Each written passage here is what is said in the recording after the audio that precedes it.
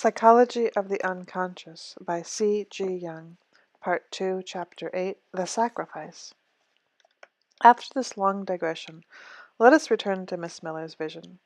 We can now answer the question as to the significance of Siegfried's longing for Brunhilde.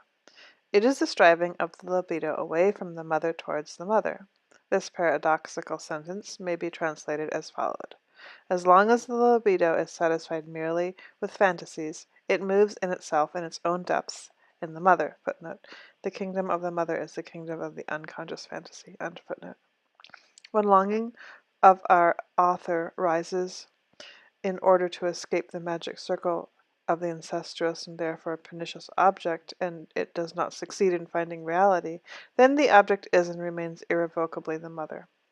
Only the overcoming of the obstacles of reality brings the deliverance from the mother, who is the continuous and inexhaustible source of life for the Creator, but death for the cowardly, timid, and sluggish. Whoever is acquainted with psychoanalysis knows how often neurotics cry out against their parents. To be sure, such complaints and reproaches are often justified on account of the common human imperfections, but still more often they are reproaches which should be really directed towards themselves. Reproach and hatred are always futile attempts to free one's self apparently from the parents, but in reality from one's own hindering longing for the parents. Our author proclaims through the mouth of her infantile hero Chip-Wan-Topal a series of insults against her own family. We can assume that she must renounce all these tendencies because they contain an unrecognized wish. This hero of many words who performs few deeds and indulges in futile yearnings is the libido, which has not fulfilled his destiny, but which turns round and round in the kingdom of the mother, and in spite of all its longing accomplishes nothing. Only he can break the magic circle who possesses the courage of the will to live and the heroism to carry it through. Could this yearning hero youth Chip-Wan-Topal put an end to his existence? He would probably rise again in the form of a brave man seeking real life. This necessity imposes itself upon the dreamer as a wise counsel and hint of unconscious in the following monologue of Chip-Wan-Topal. He cries sadly, quote, "In all the world there is not a single one. I have sought among 100 tribes. I have watched 100 moons since I began. Can it be that there is not a solitary being who will ever know my soul? Yes, by the sovereign God, yes. But 10,000 moons will wax and wane before that pure soul is born, and it is from another world that her parents will come to this one. She will have pale skin, pale locks. She will know sorrow before her mother bears her. Suffering will accompany her. She will also seek. She will find, and no one will understand her. Temptation will often assail her soul, but she will not yield. In her dreams I will come to her, and she will understand. I have kept my body inviolable. I have come 10,000 moons before her epoch, and she will come 10,000 moons too late, but she will understand. There is only once in all the 10,000 moons that a soul like hers is born." Thereupon a green serpent darts from the bushes, glides towards him, and stings him on the arm, and then attacks the horse, which succumbs first. Then Chip-Wan-Topal says to his horse, "Adieu, faithful brother, enter into rest. I have loved you, and you have served me well. Adieu, I will soon rejoin you." And then to the snake, "Thanks, little sister. You have put an end to my wanderings." Then he cried with grief and spoke his prayers. "Sovereign God, take me soon. I have tried to know thee and to keep thy law. Oh, do not suffer my body to fall into corruption and decay, and furnish the vultures with food." A smoking crater is perceived at a distance. The rumbling of the earthquake is heard, followed by a trembling of the ground. Chip-Wan-Topal cries in the delirium of suffering, while the earth covers his body. "I have kept my body inviolable. Ah, she understands. Jani-Wama, Jani-Wama, thou who comprehendeth me." Chip-Wan-Topal's prophecy is a repetition of Longfellow's Hiawatha, where the poet could not escape sentimentality. At the close of the career of the hero Hiawatha, he brings in the savior of the white people, in the guise of the arriving illustrious representations of the Christian religion and morals.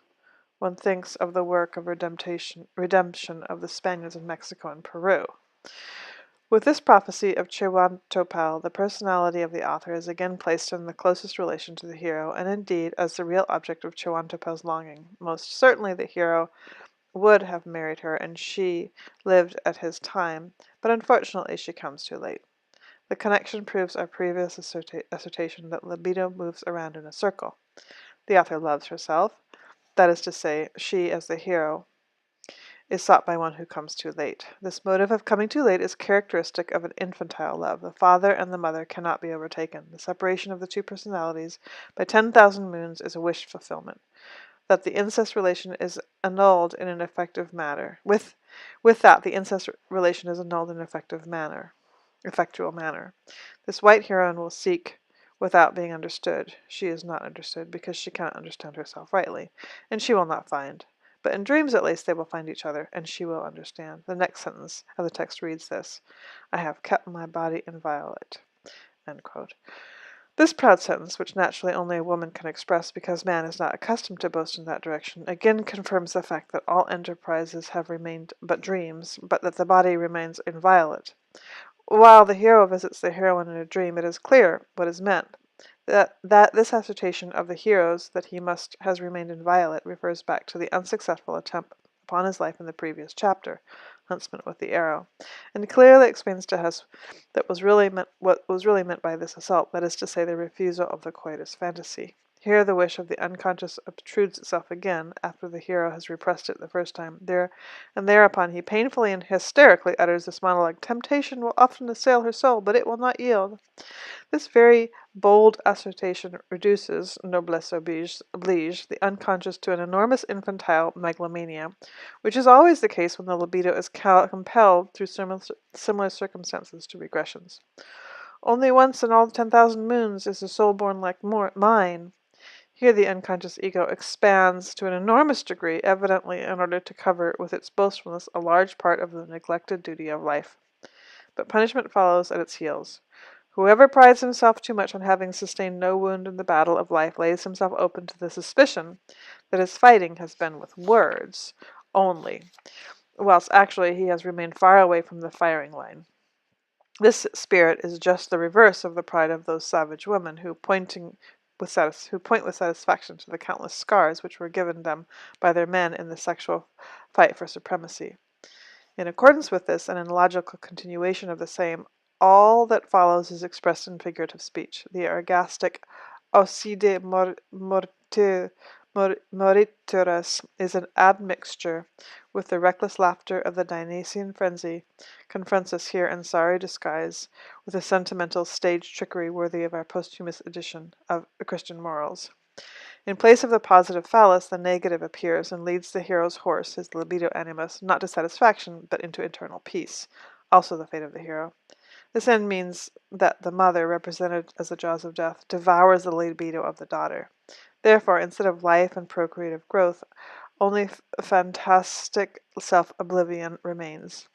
This weak and inglorious end has no elevating or eliminating meaning so long as we consider it merely as a solution of an individual erotic conflict.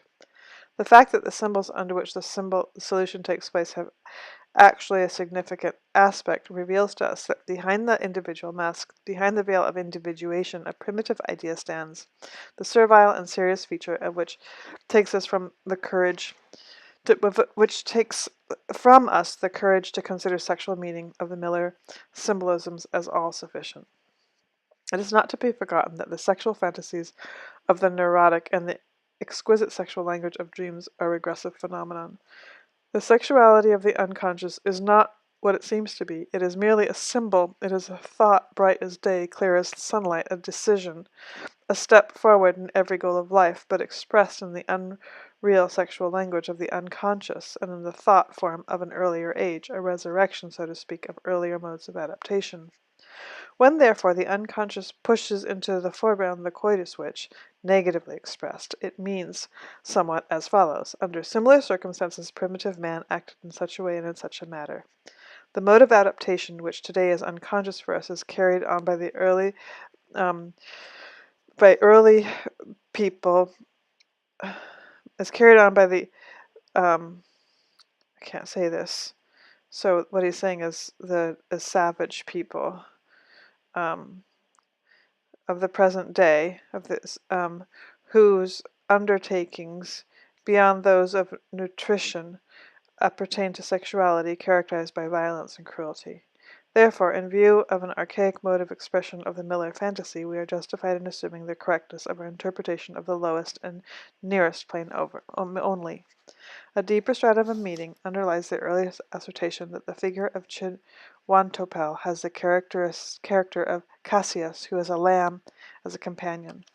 Therefore, Chihuantopel is a portion of the dreamer's libido bound up with mother, and therefore masculine. Hence he is her infantile personality, the childishness of character, which as yet is unable to understand that one must leave the father and mother when the time has come in order to serve the destiny of the entire personality. This is outlined in Nietzsche's words, quote, "Free dost thou call thyself, thy dominant thought would I hear not, that thou hast thrown off a yoke. Art thou one who had the right to throw off a yoke? There are many who had thrown away their lust value when they threw away their servitude." End of quote. Therefore, when Chihuantopel dies, it means that herein he is a fulfillment of a wish, that this infantile hero who cannot leave the mother's care may die. But if with that the bond between mother and daughter is severed, a great step forward is gained for both inner and outer freedom. But man wishes to remain a child too long. He would fain stop the turning of the wheel, which rolling bears along with it the years. Man wishes to keep his childhood and eternal youth rather than to die and suffer corruption in the grave. Oh, do not suffer my body to fall into decay and corruption. Nothing brings the relentless flight of time and the cruel perishability of all blossoms more painfully into our consciousness than an inactivity in empty life. Idle dreaming is the mother of the fear of death, the sentimental deploring of what has been, and the vain turning back of the clock. Although man can forget, in the long, perhaps too long, guarded feelings of youth, in the dreamy state of stubbornly held remembrances that the wheel rolls onward, nevertheless, mercilessly does the gray hair, the relaxation of the skin, and the wrinkles in the face tell us that whether or not we expose the body to the destroying powers of the whole struggle of life, the poison of the steadily creeping serpent of time consumes our bodies, which, alas, we so dearly love. Nor does it help if we cry out with the melancholy hero Chihuantopel, "I have kept my body inviolate." Flight from life does not free us from the law of age and death. The neurotic who seeks to get rid of the necessities of life wins nothing, and lays upon himself the frightful burden of a premature age and death, which must appear especially cruel on account of the total emptiness and meaninglessness of his life. If the libido is not permitted to follow the progressive life, which is willing to accept all dangers and all losses, then it follows the other road, sinking into its own depths, working down into the old foreboding regarding the immortality of all life, to the longing for rebirth. Hölderlin exemplifies this path in his poetry and his life. I leave the poet to speak in his song. Quote, to the rose. In the mother womb eternal, sweetest queen of every lea, still the living and supernatural nature carried thee to me. Little rose, the storm's fierce power strips our leaves and alters us, yet the deadless germ will tower to new blooms miraculous. End quote. The following comments may be made upon the parable of this poem. The rose is the symbol of the beloved woman. The Heiden Rosglin, heather rose of growth. The rose blooms in the rose garden of the maiden. Therefore, it is also a direct symbol of the libido. When the poet dreams that he is with the rose in the mother womb of nature, then psychologically, the fact is that his libido is with the mother. Here is an eternal germination and renewal. We have come across this motive already in the Hierogasmos hymn, Iliad, the 14th. The nuptials is the blessed West, that is to say, the union in and with the mother. Plutarch shows us this motive in naive form in his tradition of the Osiris myth, Osiris and Isis copulating in the mother's womb. This is also perceived by Hölderlin as the inviolable prerogation of the gods to enjoy everlasting infancy. Thus, in Hyperion, he says, quote, fateless like the sleeping nursling, breathe in the heavenly ones, chastely guarded in modest buds, their spirits blossom eternally, and their quiet eyes gaze out in placid eternal serenity. End quote. This quotation shows the meaning of heavenly bliss. Hölderlin never was able to forget the first and greatest happiness, the dreamy picture of which estranged him from real life. Moreover, in this poem, the ancient motive of the twins in the mother's womb is intimated. Isis and Osiris in the mother's womb. The motive is archaic. There is a legend in Frobenius of how the great serpent appearing from the little serpent in the hollow tree through the so-called stretching out of the serpent has finally devoured all men, devouring mother, death. But only a pregnant woman remains alive. She digs a ditch, covers it with a stone, grave, mother womb, and living there she gives birth to twins, the subsequent dragon killers, the hero and double form, man and phallus, man and woman, man with his libido, dying and rising sun. This existence together in the mother is to be found also very beautifully expressed in the African myth, Frobenius. Quote, in the beginning, Obatala, the heaven, and Odudawa, the earth, his wife, lay pressed firmly together in a calabash. Unquote. The guarding in a modest bud is an idea which has appeared already in Plutarch, where it is said that the sun was born in the morning from a flower bud. Brahma, too, comes from the bud, which also gave birth to Assam, to the first human pair. Humanity, an unfinished poem. Scarcely sprouted from the waters, O earth, are thy mountain tops and diffuse odors, while the first green islands full of young woods breathe delight through the May air over the ocean. And joyfully the eye of the sun god looked down upon the firstlings of the trees and flowers, laughing children of his youth, born from thee, when on the fairest of the islands. Once lay thy most beautiful children under the grapes, lay after a wild night in the dawn, in the daybreak, a child born to thee, O earth, and the boy looked up familiarly to his father Helios, and tasting the sweet grapes, he picked the sacred vine for his nurse, and soon he is grown. The beasts fear him, for he is different from them. This man, he is not like thee, the Father, for the lofty soul of the Father, it is him boldly united with thy pleasure and thy sadness, O earth, he may resemble the eternal nature, the mother of gods, the terrible mother. Ah, therefore, O earth, his presumption drives him away from thy breast, and thy gifts are vain, the tender ones. Ever and ever too high does the proud heart beat. Out from the sweet meadow of his shores, man must go into the flowerless waters, and though his groves shine with golden fruit, let the starry night, yet he digs caves in the mountain, and seeks in the mines, far from the sacred rays of his father, faithless also to the sun god, who does not love weaklings and mocks at cares. Ah, freer do the birds of the woods breathe, although the breast of man leaves wilder and more proudly. His pride becomes fear, and the tender flowers of his peace do not bloom for long. End of quote. This poem betrays to us the beginning of the discord between the poet and nature. He begins to be estranged from reality, the natural, actual existence. It is a remarkable idea how the little child chooses the vine for his nurse. This Dionysian illusion is very old. In the significant blessing of Jacob, it is said of Judah, Genesis, quote, binding his foal unto a vine, his ass's colt unto a choice vine. Unquote.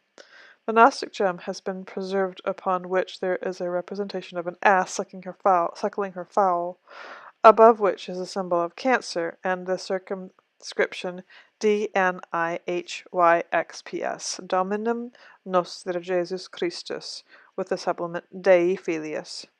As Justinus Martyr indignantly observes, the connection of the Christian legend with the Dionysians are unmistakable. Compare, for example, the miracle of the vine. In the last named legend, the ass plays an important role. Reader's note: I was just in the catacombs outside of Rome and noticed that a lot of them had, well, not a lot of them, but several of them, for the families, there were reliefs that had both Christian as well as Dionysic symbols on them. It was pretty interesting. End of reader's, interruption. So we'll go on. Starting up again. In the last named legend, the ass plays an important role. Generally speaking, the ass has an entirely different meaning in the Mediterranean countries than with us, an economic one. Therefore, it is a benediction when Jacob says, Genesis, Ishtar is a strong ass, crouching down between two burdens. The above-mentioned thought is altogether oriental, just as in Egypt the newborn son is bull calf, So, in the rest of the Orient, it can easily be an ass's fowl, to whom the nurse is the vine. Hence the pictures of the blessing of Jacob, where it is said of Judah, his eyes are ruddy with wine and his teeth white with milk. The mock crucifix of the Palestine, with an ass's head, evidently alludes to a very significant background, to nature. Quote, "While above thy veil I lingered, playing, and like any bud upon thee hung." Footnote. Behind nature stands the mother in continuation of our early discussions, and in the foregoing poem of Holderlin. Here the mother hovers up before the poet's mind as a tree, on which the child hangs like a bloom. So, like any bud upon thee hung. Soon I felt thy heart in every straying sound about my heart that shook and clung. While I groped with faith and painful yearning to your picture glowing and unfurled, still I found a place for all my burning tears, and for my love I found a world. To the sun my heart before aught others turned and found its potent magicry, and it called the stars its little brothers. Footnote. Once he called the stars his brothers, here I must call to mind the remarks in the first part of this work, especially that mystic identification with the star, Iau, Imen, Sumplanos, Umen Astrip. I am a star who wanders together with you. The separation and differentiation from the mother, the individuation, creates the transition of the subjective into the objective, that foundation of consciousness. Before this, man was one with the mother, that is to say, with the world as a whole. At that period, man did not know son as brother. This occurred for the first time when, after the resulting separation and placing of the object, the libido, regressing into the infantile, perceived in that first state its possibilities and the suspicion of his relationship to the stars forced upon himself. This occurrence appears not infrequently in the introversion psychoses. A young peasant, an ordinary laboring man, developed an introversion psychosis. His first feelings of illness were shown by a special connection which he felt with the sun and stars. The stars became full of meaning to him, and the sun suggested ideas to him. This apparently entirely new perception of nature is met very often in this disease. Another patient begins to understand the language of birds, which brought him messages from his beloved mother. Compare Siegfried. All right, so we go on with the poem. And it called the spring God's melody, and each breeze in groves or woodlands fruity held thy serpent, and that same sweet joy moved the wellsprings of my heart with beauty. Those were golden days without alloy. Where the spring is cool in every valley, footnote, the spring belongs to the idea as a whole. And the youngest bush and twig is green, and about the rocks the grasses rally, and the branches show the sky between. There I lay, imbibing every flower in a rapt, intoxicated glee, and surrounded by a golden shower. From their height the clouds sank down to me.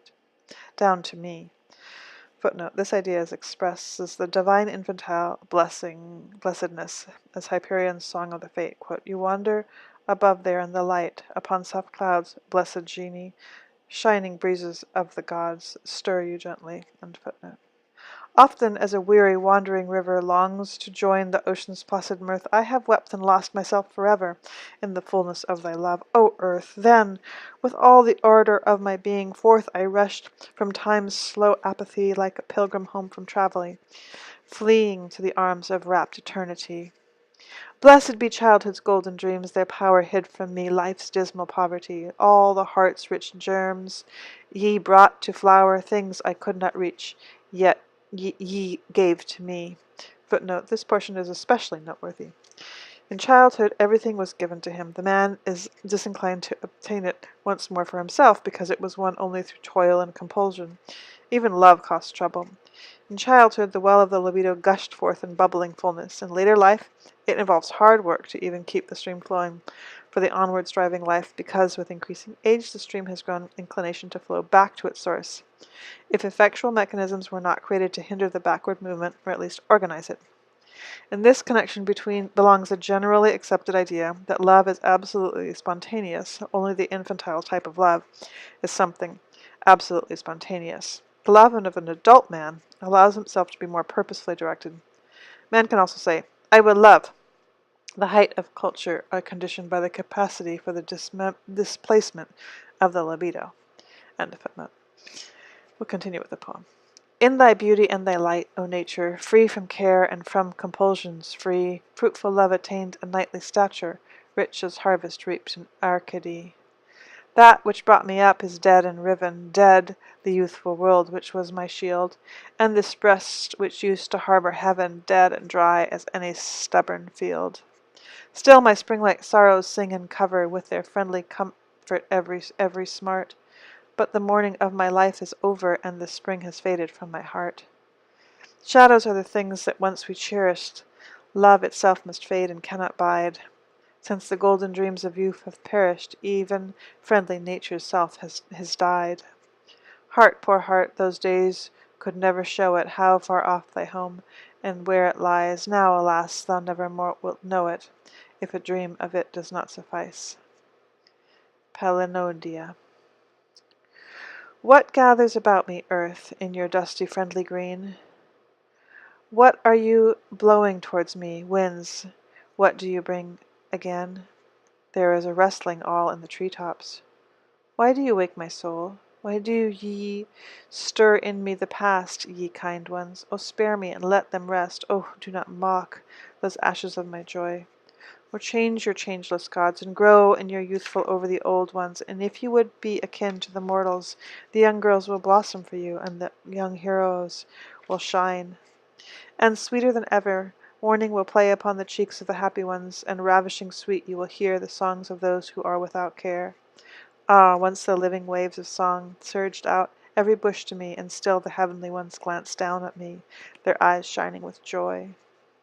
Separation from the blessings of childhood, the blessedness of childhood, from youth even, has taken the golden glamour from nature, and the future is hopeless emptiness. But what robs nature of its glamour and life of its joy is the poison of the retrospective longing, which harkens back in order to sink into its own depths. Empedocles. Thou seekest life, and a godly fire spring to thee, gushing and gleaming from the deeps of the earth, and with shuddering longing throws thee down into the flame of Aetna. So, through a queen's wanton whim, pearls are dissolved in wine. Restrain her not. Didst thou not throw thy riches, poet, into the bright and bubbling cup? Still, thou art holy to me as the power of earth, which took thee away, lovely assassin. And I would have followed the hero to the depths had love not held me. This poem betrays the secret longing of the maternal depths. Footnote. Motive of immortality in the fable of the death of Empedocles. Horace, Deus immortalis habere, dum cupit Empedocles ardentem frigidis aetnam insulit. Thus Empedocles deliberately threw himself into the glowing Aetna because he wanted to be believed to be an immortal god. End of footnote. He would have liked to be sacrificed in a chalice, dissolved in wine with pearls, the crater of rebirth. Yet love holds him within the light of day. The libido still has an object, for the sake of which life is worth living. But were this object abandoned, then the libido would sink into the realm of subterranean, the mother, who brings forth again. Obituary, unfinished poem. Daily I go a different path, sometimes into the green wood, sometimes to the bath in the spring, or to the rocks where the roses bloom. From the top of the hill I look over the land, yet nowhere, thou lovely one, nowhere in the light do I find thee. And in the breezes my words die away, the sacred words which once we had. Ay, thou art far away, O holy countenance, and the melody of thy life is kept from me, no longer overheard, and where are thy magic songs which once soothed my heart with the peace of heaven? How long it is, how long the youth is aged, the very earth itself, which once smiled on me, has grown different. Oh, farewell, the soul of every day departs, and departing turns to thee, and over thee there weeps the eye that, becoming brighter, looks down, there where thou tarriest. This distinctly suggests a renunciation, an envy of one's own youth, that time of freedom which one would like to retain through deep-rooted dislike to all duty and endeavor which is denied an immediate pleasure reward. Painstaking work for a long time and for a remote object is not in the nature of child or primitive men. It is difficult to say if this can really be called laziness, but it seems to have not a little in common with it, insofar as a psychic life on a primitive stage, be it of an infantile or archaic type, possesses an extreme inertia and irresponsibility in production and non-production. The last stanza pretends evil, a gazing towards the other land, the distant coast of sunrise or sunset. Love no longer holds the poet. The bonds with the world are torn, and he calls loudly for assistance to the mother. Achilles. Lordly son of the gods, because you lost your loved one, you sent to the rocky coast and cried aloud to the flood, till the depths of the holy abyss heard and echoed your grief. From the far reaches of your heart, down, deep down, far from the clamor of ships, deep under the waves, in a peaceful cave, dwelt the beautiful Thetis, she who produced you, the goddess of sea. Mother of the youth was she, the powerful goddess. She who once had lovingly nursed him on the rocky shore of his island, she who had made him a hero, with the might of her strengthening bath and the powerful song of the waves, and the mother, mourning, hearkened to the cry of her child, and rose like a cloud from the bed of the sea, soothing with tender embraces the pains of her darling, and he listened while she, caressing, promised to soften his grief. Son of the gods, oh, were I like you, then could I confidently call to the heavenly ones to hearken to my secret grief. But never shall I see this, I shall bear the disgrace as if I never belonged to her, even though she thinks of me with tears, beneficial ones. And yet ye hear the lightest prayer of men, and ah, how rapt and fervently I worshipped you, holy light, since I have lived the earth and its fountains and woodlands. Father Ether, and my heart has felt you about me, so ardent and pure. Oh, soften my sorrows, ye kind one, that my soul may not be silenced, may not be struck dumb too early, that I may live and thank ye, O heavenly powers, with joyful songs through all the hurrying days. Thank ye for gifts of the past, for the joy of vanished youth, and then pray for me, the lovely one, gloriously unto yourselves. These poems describe more plainly than could be depicted with meager words the persistent arrest and the constantly growing estrangement from life, the gradual deep immersion into the material abyss of the individual being. The apocalyptic song of Patmos is strangely related to these songs of retrogressive longing. It enters as a dismal guest surrounded by the mist of the depths and the gathering clouds of insanity bred through the mother. It is the primitive thought of the myth, the suggestion clad in symbols of the sun-like death and resurrection of life, again bursts forth. Similar things are to be found in abundance among sick people of this sort. I reproduce some fragments from Patmos. Quote, near is the god and hard to comprehend, but there danger threatens the rescuer. But where danger threatens, the rescuer appears. Unquote. These words mean that the libido has now sunk to the lowest depths where the danger is great. Faust, Part 2, Mother Scene. And there God is near, where man may find the inner sun, his own nature, sunlike and self-renewing, hidden in the mother womb, like the sun in the nighttime. Quote, in chasms and in the darkness dwell the eagles, and freshly and fearlessly the son of the Alps passes swiftly over the abyss upon lightly swinging bridges. Unquote. With these words, the dark, fantastic poem passes on. The eagle, bird of the sun, dwells in darkness. The libido has hidden itself, but high above it, in the inhabitants of the mountain pass, probably the gods, ye are walking above in the light, symbols of the sun wandering across the sky like the eagle flying over the depths. Quote, above and around are reared the summits of time, and the loved ones, though near, live on deeply separated mountains. So give us waters of innocence, and give us wings of true understanding, with which to pass across and to return again.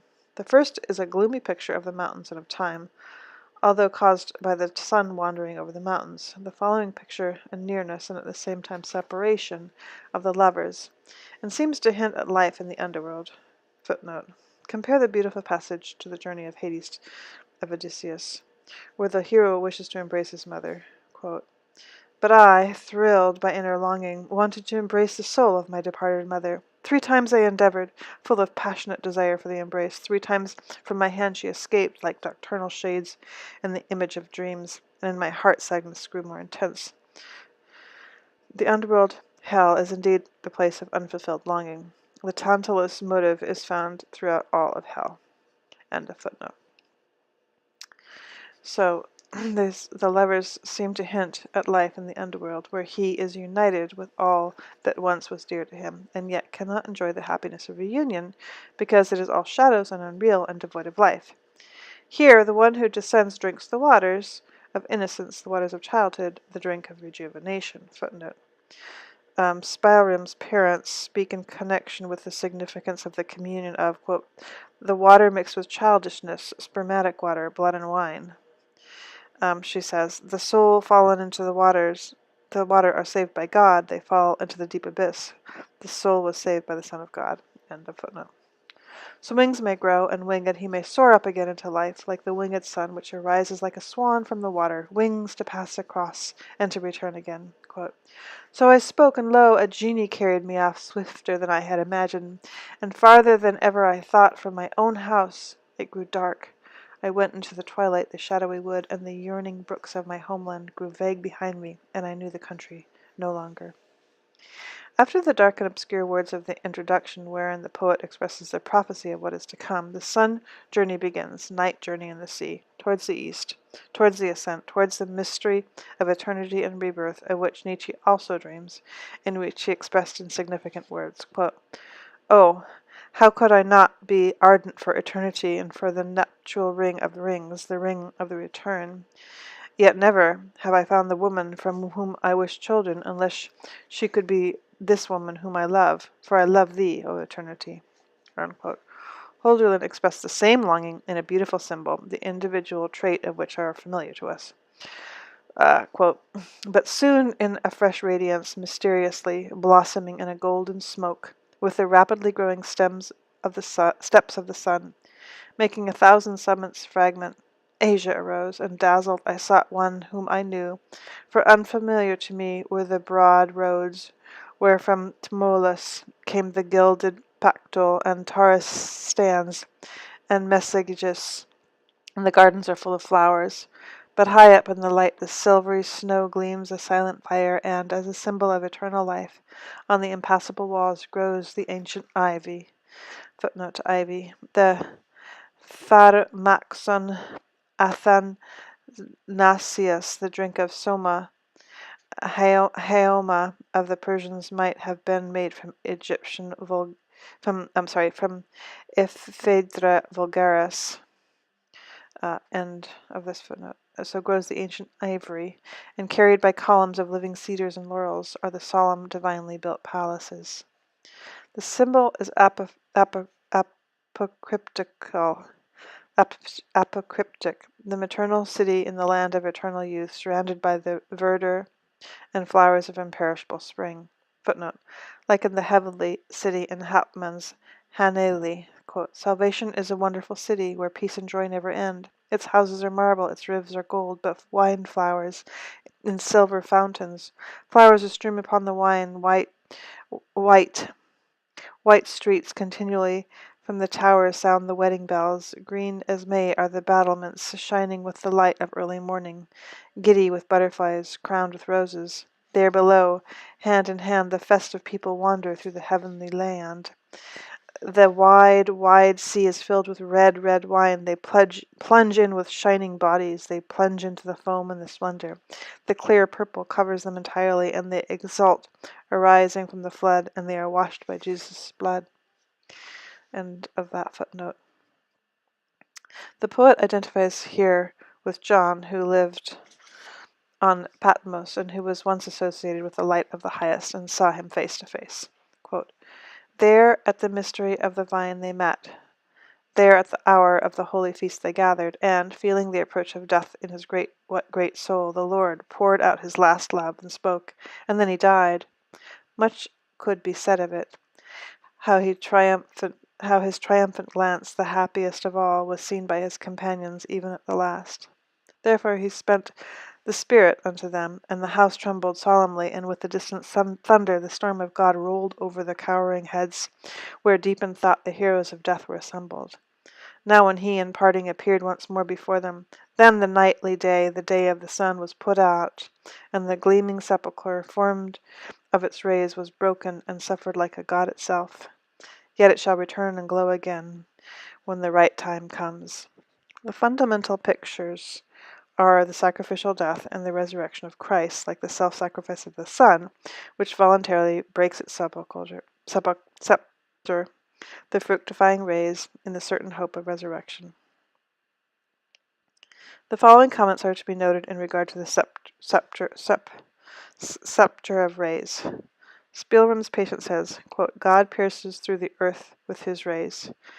Unquote. The earth in the patient's mind has the meaning of woman. She also comprehends the sunbeam in mythologic fashion as something solid. Quote, Jesus has shown me his love by striking against the window with a sunbeam. Unquote. Among other insane patients, I have come across the same idea of the solid substance of a sunbeam. Here there is also a hint of phallic nature of the instruments which is associated with the hero. Thor's hammer, which, cleaving the earth, penetrates deeply into it, may be compared to the foot of Caeneus. The hammer is retained in the interior of the earth like the treasure, and in the course of time it gradually comes again to the surface. The treasure blossoms, meaning that it was born again from the earth. Compare what has been said concerning the etymology of swelling. On many monuments, Mithra holds a peculiar object in his hands, which Kumult compares with a half-filled tube. Dietrich proves from his papyrus text that the object is the shoulder of a bull, the bear constellation. The shoulder has an indirect phallic meaning, for it is a part which is wanting in Pelops. Pelops was slaughtered by his father, Tantalus, dismembered and boiled in a kettle to make a meal for the gods. Demeter had unsuspectingly eaten the shoulder from the feast when Zeus discovered the outrage. He had the pieces thrown back into the kettle, and with the help of the life-dispensing Clotho, Pelops was regenerated, and the shoulder which was missing was replaced with an ivory one. This substitution is a close parallel to the substitution of the missing phallus of Osiris. Mithra is represented in a special ceremony holding the bull's shoulder over Sol, his son and vice-regent. This scene may be compared to a sort of dedication or accolade, sometimes something like a ceremony of confirmation. The blow of the hammer as a generating, fructifying, inspiring function is retained as a folk custom and is expressed by striking with the twig of life, which has the significance of a charm of fertility. In neurosis, the sexual meaning of castigation plays an important part, for among many children, castigation may elicit a sexual orgasm. The ritual act of striking has the same significance of regenerating, fructifying, and is indeed merely a variant of the original phallic ceremonial. Of similar character to the bull's shoulder is the cloven hoof of the devil, to which a sexual meaning also appertains. The ass's jawbone wielded by Samson has the same worth. In the Polynesian Maui myth, the jawbone, the weapon of the hero, is derived from the man-eating woman. Muri Ragne Winhua, whose body swells up enormously from lusting for human flesh, Frobenius. Hercules' club is made from the wood of the maternal olive tree. Faust's key also knows the mother. The libido springs from the mother, and with this weapon alone can man overcome death. It corresponds to the phallic nature of the ass's jawbone, which at the place where Samson threw it, God caused a spring to gush forth. Footnote. Oh, right, sure. End of footnote. Springs from the horse's tread, footsteps, and horse's hoof. To this relation of meaning belongs the magic wand, the sceptre in general. Aikiptros belongs to Skapos, Skipranon, Skipaun, staff, Skiptos, storm, wind, Latin scapus, shaft, stalk, scapula, shoulder, old, High German scaft, spear, lance. We meet once more this compilation, whose connections which are already well known to us: sun, phalluses, tube of winds, lance, and shoulder blade. This passage from Asia through Patmos to the Christian mysteries in the poem of Holderman is apparently a superficial connection, but in reality a very ingenious train of thought, namely, an entrance into death and the land beyond as a self-sacrifice of the hero for the attainment of immortality. At this time, when the sun is set, when love is apparently dead, man awaits in a mysterious joy the renewal of all life.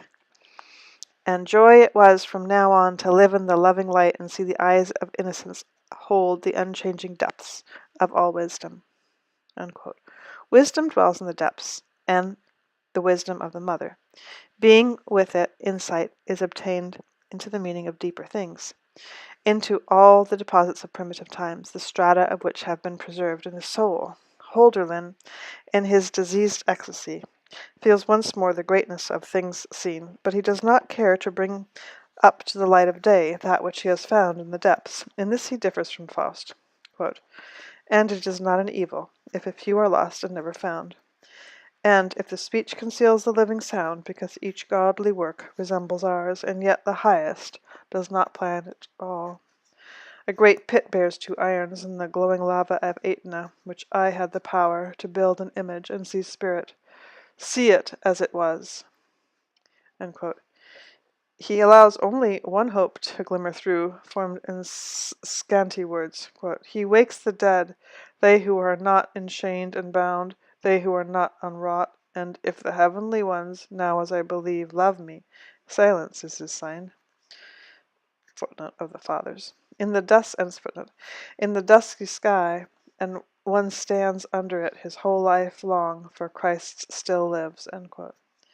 But as once Gilgamesh, bringing back the magic herb from the Westland, was robbed of his treasure by the demon serpent, so does Holderlin's poem die away in the painful lament, which betrays to us that no victorious resurrection will follow his descent to the shadows.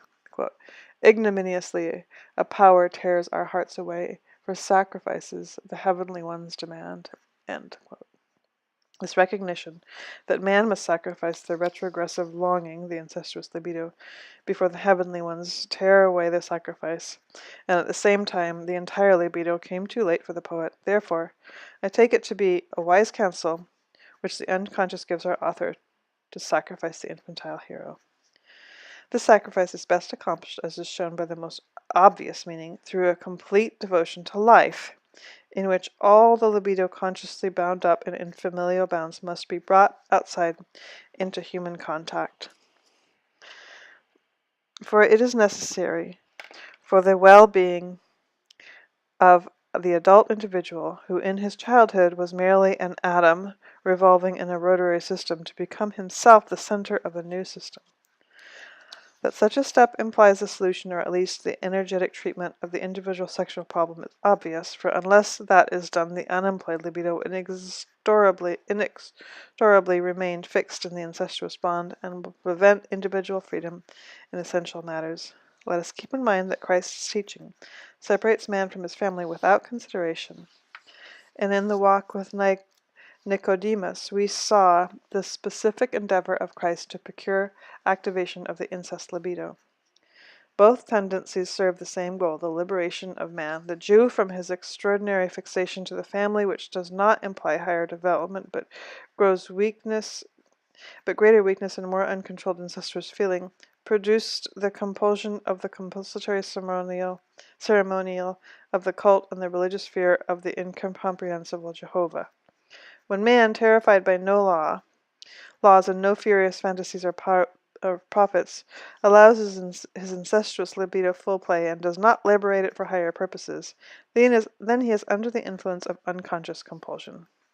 For compulsion is the unconscious wish. He is under the dominance of libido I marmine, fate, and his destiny does not lie in his own hands. His adventures, tuxe kai morai, chances and fates, fall from the stars. His unconscious incestuous libido, which thus is applied in its most primitive form, fixes the man, as regards his love type, in his corresponding primitive stage, the stage of ungovernableness and surrender to the emotions. Such was the psychologic situation of the passing antiquity, and the Redeemer and physician of that time was he who endeavored to educate men to the sublimation of the incestuous libido. Footnote. This was really the purpose of all mysteries. They create symbolism of death and rebirth for the practical application and education of the infantile libido. As Fraser points out, exotic and barbaric peoples have in their initiatory mysteries the same symbol of death and resurrection, just as Apuleius says of the initiation of Lucius into the Isis mysteries. Accessi confinium mortis et calcato Proserpine elimine per omnia vectus elimina remevi. I have reached the confines of death and trodden the threshold of Proserpine, passed through all the elements. I have returned. Lucius died figuratively, ad instil voluntarie mortis, and was born anew, renatus. End of footnote. The destruction of slavery was the necessary condition of that sublimation, for antiquity has not yet recognized the duty of work, and work as duty and as a social need of fundamental importance. Slave labor was compulsory work, the counterpart of equally disastrous compulsion of the libido of the privileged. It was only the obligation of the individual to work which made possible the long-run, that regular drainage of the unconscious, which was inundated by the continual regression of the libido. Indolence is the beginning of all vice, because in a condition of slothful dreaming the libido has an abundant opportunity for sinking into itself in order to create compulsory obligations by means of regressively reanimated incestuous bonds. The best liberation is through regular work. Footnote: this does not hinder the modern neurasthenic from making work a means of repression or worrying about it. End of footnote. Work, however, is salvation only when it is a free act, and it has in itself nothing of infantile compulsion. In this respect, religious ceremony appears in a higher degree as organized inactivity and, at the same time, as a forerunner of modern work. Miss Miller's vision treats the problem of the sacrifice of the infantile longing in the first place as an individual problem, but if we cast a glance at the form of this presentation, then we will become aware that here it must concern something which is also a problem of humanity in general. For the symbols employed, the serpent which killed the horse, footnote, Capregenesis, quote, Dan shall be a serpent by the way, and adder in the path, that biteth the horse heel, so that his rider shall fall backward, end footnote. And the hero voluntarily sacrificing himself are primitive figures of fantasies and religious myths streaming up from the unconscious. Insofar as the world and all within it, above all a thought, which is credited with transcendental subsistence through empirical need of the same, there results from the sacrifice of the regressive libido, the creation of the world, and, psychologically speaking, the world in general. For him who looks backwards, the world, and even the infinite starry sky, is the mother. Footnote: compare with this the Egyptian representation of heaven as woman and cow. As the mother who bends over and encloses him on all sides, and from the renunciation of this idea, and from the longing for this idea, arises the image of the world. For this most simple fundamental thought, which perhaps appears strange to us only because it is conceived according to the principle of desire and not the principle of reality, results the significance of the cosmic sacrifice. A good example of this is the slaying of the Babylonian primitive mother, Tiamat, the dragon, whose body is destined to form the heaven and the earth. We come upon this thought in its most complete form in the Hindu philosophy of the most ancient date, namely in the songs of Rigveda. In the Rigveda 10:81-4, the song inquires, "What was the tree? What wood is sooth to protect? What wood is sooth produced it, and from which they fashioned out the earth and heaven? Ye thoughtful men, inquire within your spirit, whereon he stood, where he established all things." Vic Karman, the All-Creator, who created the world from the unknown tree, did so as follows, quote, "He who, sacrificing, enters into all these beings as a wise sacrificer, our Father who, striving for blessings through prayer, hiding his origin, entered this lowly world, what and who has served him as a resting place and a support." Question. It's a question. Footnote. The form of question recalls the well-known Indian symbol of the world-bearing animal, an elephant standing upon a tortoise. The elephant was chiefly masculine, phallic significance, and the tortoise, like every shell animal, chiefly feminine significance. Footnote. Rigveda 10:90 gives answer to these questions. Purusha is the primal being who, quote, covered earth on every side and spread 10 fingers breadth beyond, unquote. One sees that Purusha is a sort of Platonic world soul who surrounds the world from without. Of Purusha it is said, being born, he overtopped the earth, before, behind, and in all places. The mother symbolism is plain, it seems to me, in the idea of Purusha. He represents the mother imago and the libido of the child clinging to her. From this assumption, all that follows is very easily explained. Quote, as sacrificed animal on the bed of straw was dedicated the Purusha, who was born to the straw, whom the gods, the blessed and the wise, meeting there, sacrificed.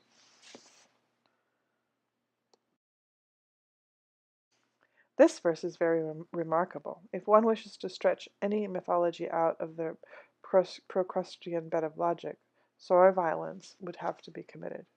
It is an incredibly fantastic conception that, besides the gods, ordinary quote-unquote wise men unite in sacrificing the primitive being, aside from the circumstance that, beside the primitive being, nothing had existed in the beginning, that is to say, before the sacrifice, as we shall soon see.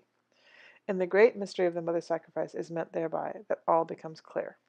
Quote, from that great general sacrifice the dripping fat was gathered up. He formed the creatures of the air and animals both wild and tame, and from that great general sacrifice riches and samas hymns were born. Therefrom the meters were produced. The Yajus had its birth from it. The moon was gendered from his mind, and from his eye the sun had birth. Indra and Agni from his mouth were born, and Vaya from his breath. Forth from his navel came at mid-air, the sky was fashioned from his head, earth from his feet, and from his ears the regions. Thus they formed the worlds. It is evident that by this is meant not a physical but a psychological cosmology. The world arises when man discovers it. He discovers it when he sacrifices the mother, that is to say, when he has freed himself from the midst of his unconscious lying in the mother. That which impels him forward to the discovery may be interpreted psychologically as the so-called incest barrier of Freud. The incest prohibition places an end to the childish longing for the food-giving mother and compels the libido, gradually becoming sexual, onto the path of the biological aim. The libido, forced away from the mother by the incest prohibition, seeks for the sexual object in the place of the forbidden mother. In this wider psychologic sense, which expresses itself in the algorithmic language of the incest prohibition, mother, etc., must be understood. Freud's paradoxical sentence. Originally, quote, originally we have known only sex objects, unquote. This sentence must be understood psychologically throughout in the sense of a world image created from within outwards, which has, in the first place, nothing to do with the so-called objective idea of the world. This is to be understood as a new edition of the subjective idea of the world corrected by reality. Biology, as a science of objective experience, would have made to reject unconditionally would have to reject unconditionally Freud's proposition, for, as we have made clear above, the function of reality can only be partly sexual. In another equally important part, it is self-preservation. The matter appears different for that through which it accompanies the biological function as an epiphenomenon. As far as our knowledge reaches, the individual act of thought is dependent wholly or in greatest part on the existence of highly differentiated brain, whereas the function of reality, adaptation to reality, is something which occurs in all living nature as wholly independent from the act of thought. This important proposition of Freud's applies only the act of thought, for thinking, as we may recognize from manifold traces, arose dynamically from the libido, which was split off from the original object at the incest barrier, and became actual when the first budding sexual emotions began to flow in the current of the libido that goes to the mother. Through the incest barrier, the sexual libido is forced away from the identification with the parents and introverted for lack of adequate activity. It is the sexual libido which forces the growing individual slowly away from his family. If this necessity did not exist, then the family would always remain clustered together in a solid group. Here the neurotic always renounces a complete erotic experience. Footnote. The neurotic Don Juan is no evidence to the contrary. That which the habitué understands by love is merely an infirmity and far different from that which love means. End of footnote. So hence the neurotic always renounces a complete erotic experience in order that he may remain a child. Fantasies seem to arise from the introversion of the sexual libido. Since the first childish fantasies most certainly do not attain the quality of a conscious plane, and as fantasies likewise, even among adults, are almost always direct derivatives of the unconscious, it is therefore highly probable that the first fantastic manifestations arise from acts of regression. As we illustrated earlier, the regression goes back to the pre-sexual stage, as many traces show. Here the sexual libido obtains again, so to speak, the universal capacity of application, or capacity for displacement, which it actually possessed at that stage when the sexual application was not yet discovered. Naturally, no adequate object is found in the pre-sexual stage for the regressive sexual libido, but only surrogates, which always leave a wish, namely the wish to have the surrogate as similar as possible to the sexual goal. The wish is secret, however, for it is really an incest wish. This unsatisfied unconscious wish creates innumerable secondary objects, symbols for the primitive object. The mother, as the Rig Veda says, the creator of the world, hiding his origin, enters into things. From this the thought or the fantasies proceed as a desexualized manifestation of an originally sexual libido. From the standpoint of the libido, the term incest barrier corresponds to one aspect, but the matter, however, may be considered from another point of view.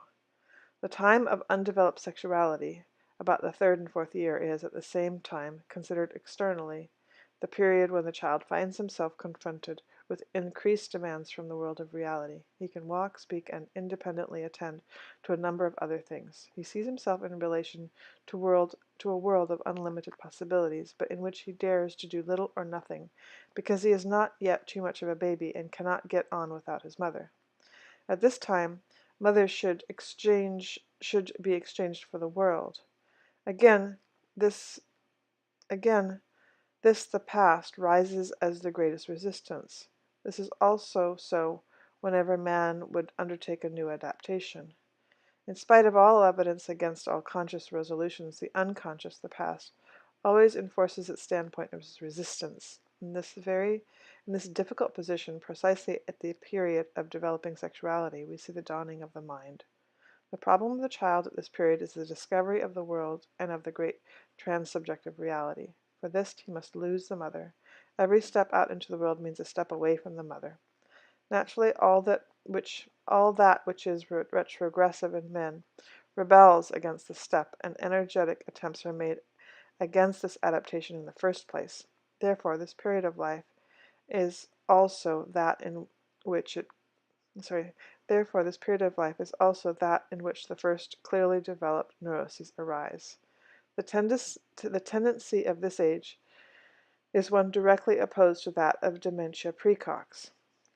The child seeks to win the world and to leave the mother. This is a necessary result. The dementia praecox patient, however, seeks to leave the world and to regain the subjectivity of childhood. We have seen that in dementia praecox, the recent adaptation to reality is replaced by an archaic mode of adaptation. That is to say, the recent idea of the world is rejected in favor of an archaic idea of the world. When the child renounces his tasks of adaptation to reality, or has considerable difficulties in this direction, then we may expect that the recent adaptation will again be replaced by archaic modes of adaptation. It would therefore be conceivable that through regression in children, archaic products would naturally be unearthed, that is to say, old ways of functioning of the thought system, which is inborn with the brain differentiation, would is inborn with brain differentiation, would be awakened.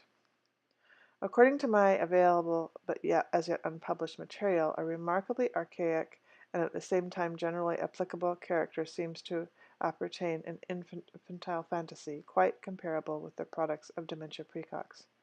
It does not seem improbable that through regression at this age, that those same associations of elements and analogies are reawakened which formerly constituted the archaic idea of the world. When we now attempt to investigate the nature of these elements, a glance at the psychology of myth is sufficient to show us that the archaic idea was chiefly sexual anthropomorphization. It appears that these things in the unconscious childhood fantasy play an extraordinary role, as we can recognize from examples taken at random. Just as the sexualism of neurosis is not to be taken literally, but as regressive fantasy and symbolic compensation for a recent unachieved adaptation, so is the sexualism of early infantile fantasy, especially the incest problem, a regressive product of the revival of the archaic modes of function, outweighing actuality. On this account, I have expressed myself very vaguely in this work, I am sure, in regard to the incest problem. This is done in order not to be responsible for the idea that I understand by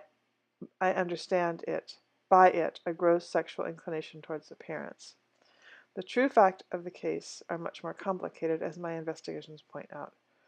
Originally, incest probably never possessed particularly great significance as such, because cohabitation with an old woman for all possible motives could hardly be preferred to mating with a young woman. It seems that the mother has acquired incestuous significance only psychologically. Thus, for example, the incestuous unions of antiquity were not a result of love inclination, but of special superstition, which is most intimately bound up with the mythical ideas here treated. A pharaoh of the second dynasty is said to have married his sister, his daughter, and his granddaughter. The Ptolemies were accustomed also to marriage with sisters. Cambyses married his sister. Artaxerxes married his two daughters. Kubad I, 600 AD, married his daughter. Satrap Simthres married his mother. These incestuous unions are explained by the circumstance that in Zend Avesta the marriage of relatives was directly commanded. It emphasized the resemblance of rulers to the divinity, and therefore was more of an artificial than a natural arrangement, because it originated more from a theoretical than from a biological inclination. A practical impetus towards that lay often in the peculiar law of inheritance left over from the modus rech maternal right, matriarchal period. The confusion which certainly frequently involved the barbarians of antiquity in regard to the choice of sexual objects cannot very well be measured by the standard of present-day love psychology. In any case, the incest of the semi-animal past is in no way proportionate to the enormous significance of the incest fantasy among civilized people. This disproportionate proportion enforces the assumption that the incest prohibition, which we meet even among relatively lower people, concerns rather the mythical ideas than the biological damage. Therefore, the ethnical prohibition almost always concerns the mother and seldom the father. Incest prohibition can be understood, therefore, as a result of regression, and as a result of libidinous anxiety which regressively attacks the mother. Naturally, it is difficult or impossible to say whence this activity may have come. I merely venture to suggest that it may have been a question of a primitive separation of the pairs of opposites which are hidden in the will of life, the will for life and for death. It remains obscure what adaptation the primitive man tried to evade through introgression and regression to the parents, but, according to the analogy of the soul of life in general, it may be assumed that the libido, which disturbed the initial equilibrium of becoming and of ceasing to be, had been stored up in the attempt to make an especially difficult adaptation, and from which it recedes even today. After this long digression, let us turn back to the song of the Rig Veda. Thinking and conception of the world arose from a shrinking back from stern reality, and it is only after man has regressively assured himself again of the protective parental power, that he enters life wrapped in a dream of childhood, shrouded in magic superstitions, that is to say, quote unquote, thinking. And here, so footnote, Nietzsche, he muses, Nietzsche. Mentiri, give heed, he muses, immediately he will have a lie prepared. This is a stage of culture upon which whole people have stood. One should ponder over what the Romans meant by mentiri, end quote. Actually, the Indo-Germanic root mentis, men, is the same for mentiri, nemimi, and mens. Waldy says Latin etymology, mendax, memini, and mens.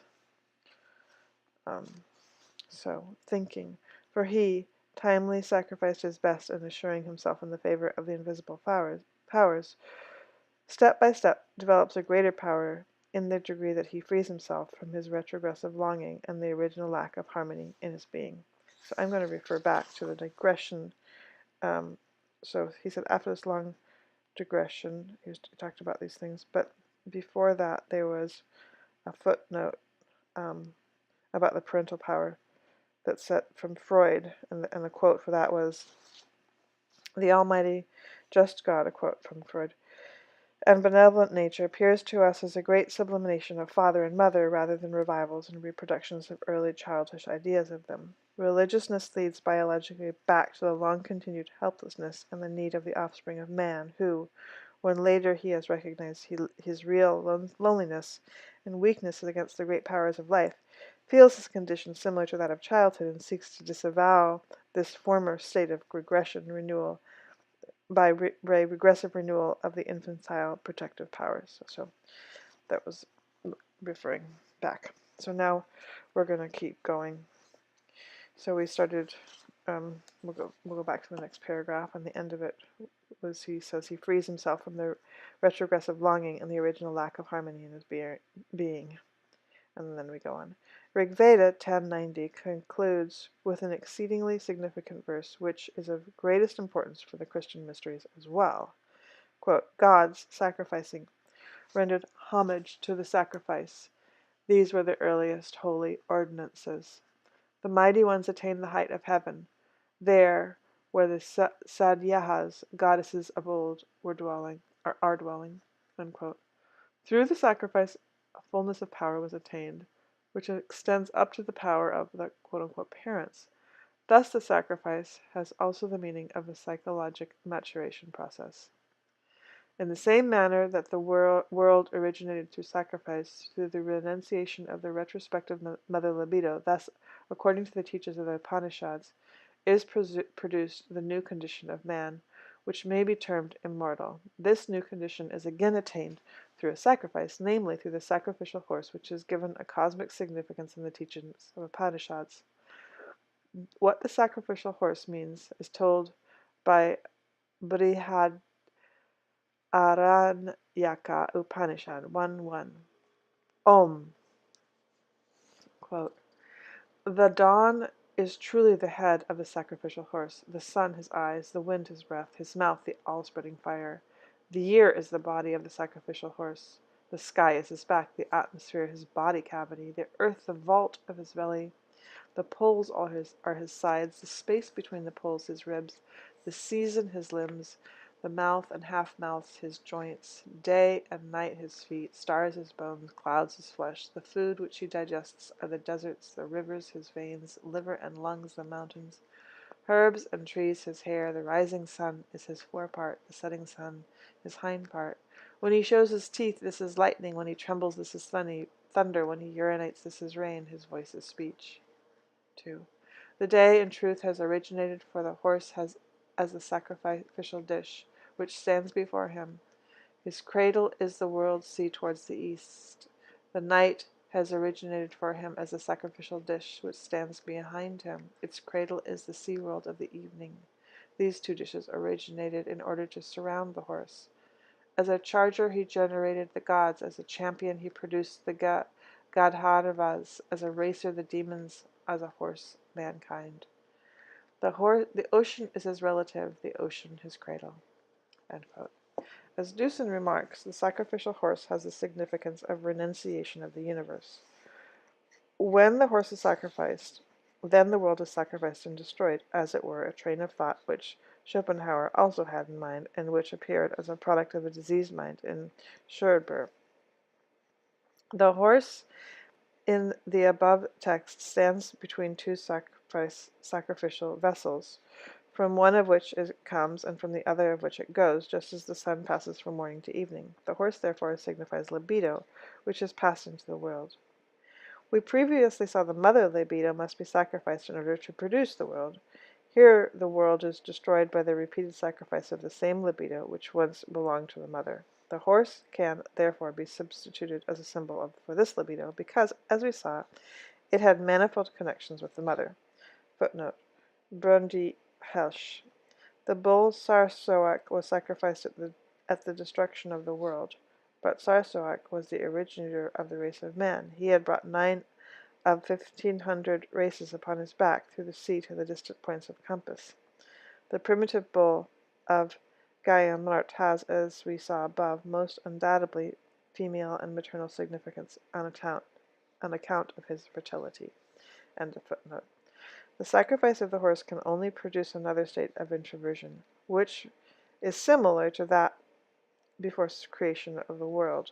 The position of the horse between the two vessels, which represents the producing and devouring mother, hint at the idea of life enclosed in an ovum.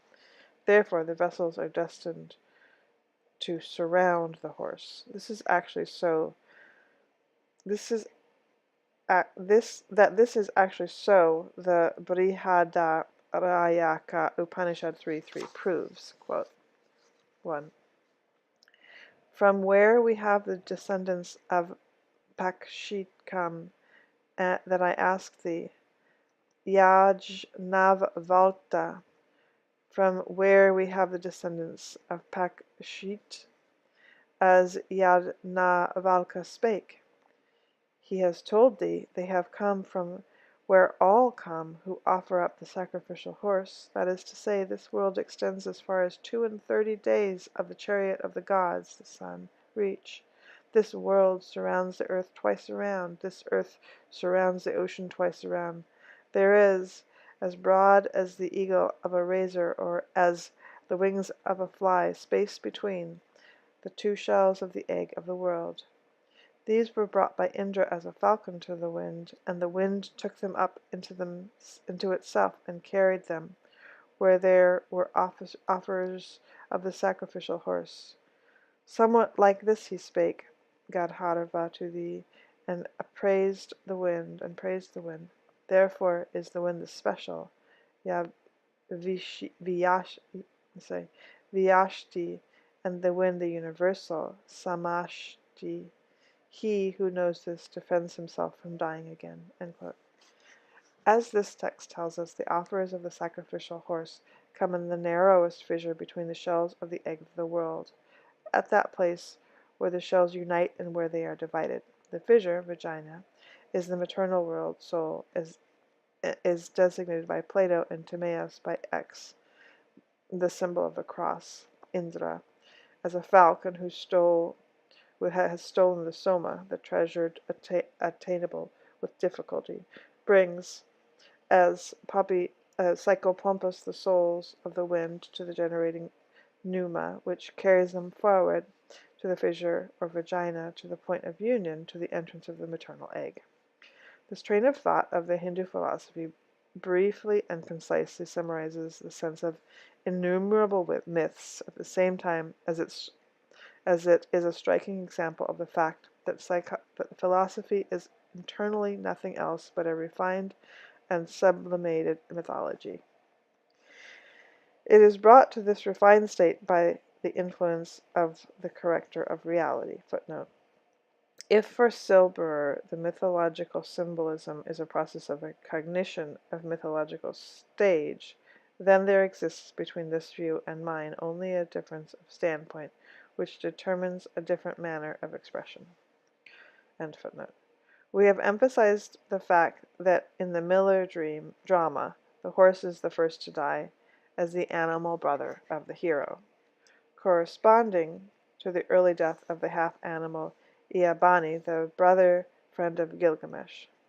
This sacrificial death recalls a whole category of mythological animal sacrifices. Volumes could be filled with parallels, but we must limit ourselves here to suggestions. The sacrificial animal, where it has lost the primitive meaning of the simple sacrificial gift, has taken a higher religious significance and stands in close relation to both the hero and the divinity. The animal represents God himself. Footnotes. This series of representations begins with the totem meal. Thus the bull, footnote to bull, Taurus is astrologically the Domicilium Veneris, represents Zagres, Dionysus, and Mithra, and the lamb represents Christ. Footnote. There comes from the library of Assurbanipal an interesting Samarcandinian fragment. To the wise man he said, "A lamb is the substitute for man. He gives the lamb for life. He gives the head of lambs for the heads of men," etc. End of footnote. As we are aware, the animal symbol represents the animal libido. The sacrifice of the animal means, therefore, the sacrifice of the animal nature. This is most clearly expressed in the religious legends of Attis. Attis is the son-lover of the Divine Mother, Agdistis Sibyl. Agdistis was characteristically androgynous. Footnote. Compare the remarkable account of Pausanias. Quote, "While sleeping, the sperma of Zeus has flowed down upon the earth. In time has arisen from this a demon with double generative organs, that of a man and that of a woman. They gave him the name of Agdistis, but the gods changed Agdistis and cut off the male organs. Now when the almond tree which sprang forth from this bore ripe fruit, and the daughter of the spring, Sangorios, took of that fruit, and what she placed in her bosom, the fruit disappeared at once, and she found herself pregnant. After she had given birth to a child, a goat acted as a protector where he grew up. He was of superhuman beauty, so that Aegisthus fell in love with the boy. His relatives sent the full-grown Attis to Pessinus in order to marry the king's daughter. The wedding song was beginning when Aegisthus appeared, and in delirium Attis castrated himself." End of the footnote. So Agdistis was characteristically androgynous, and we have that footnote, as symbol of the mother libido, like the tree. Really a clear indication that the mother imago has, in addition to the significance of the likeness of the real mother, the meaning of mother of humanity, the libido in general. Driven mad by the insanity-breeding mother enamored of him, he emasculates himself and under a pine tree.